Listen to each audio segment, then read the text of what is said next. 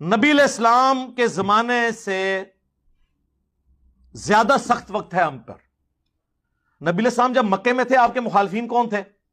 کافر. کلیئر تھا نا یہ مسلمان ہی کافر. ہمارے مخالفین وہ ہیں جو ہمیں کافر سمجھتے ہیں اور خود کو زیادہ بڑا عاشق رسول اور مسلمان سمجھتے ہیں. مجھے بتائیں یہ زیادہ مشکل وقت ہے یا صحابہ پہ زیادہ مشکل وقت تھا؟ A few moments later. علی مردوان کی سنت پہ عمل کیا.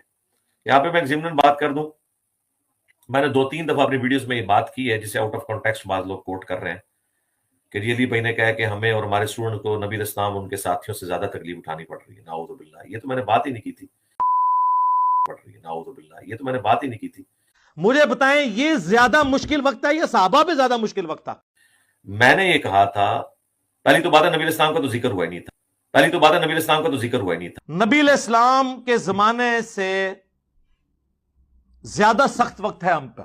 نبی علیہ السلام کے زمانے سے زیادہ سخت وقت ہے ہم پر.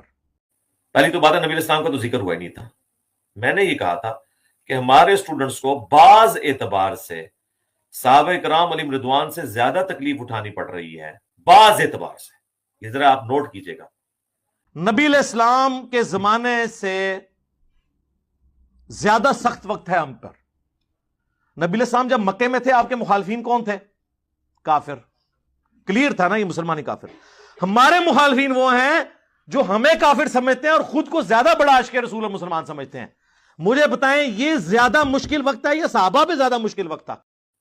اور میں لاجیکلی کر رہا ہوں، اگر کسی کو سمجھ نہیں آئی تو جائیں گورے کی عدالت میں جا کے فیصلہ کروا لیں کہ لاجیکلی یہ بات درست ہے کہ نہیں. بعض اعتبار سے، اوورال نہیں. اوورال تو میں نہیں تو آگے صحابہ کا تعارف کروایا. بسم اللہ الرحمن الرحیم. تو آپ نے انجینئر مرزا کی دغا بازیاں دیکھی ہیں، کیسے جھوٹ بولتا ہے موقع موقع پر. میں نے پہلے بھی کئی بار اس کے جھوٹ بے نقاب کیے. اب دیکھیں کیسے یہ مکر گیا اپنی باتوں سے.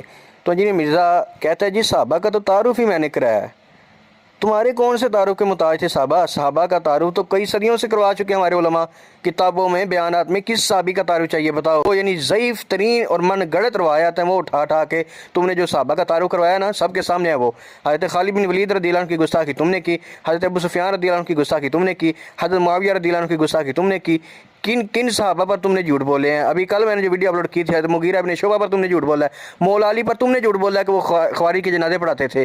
یہ ساری باتیں جو تم کہہ رہے ہو میں نے صحابہ کا تعارف کرایا، تو ایسا تعارف جو ہے نا تم اپنے پاس رکھو. ایسے تعارف کی ضرورت ہے ہی نہیں صحابہ کو.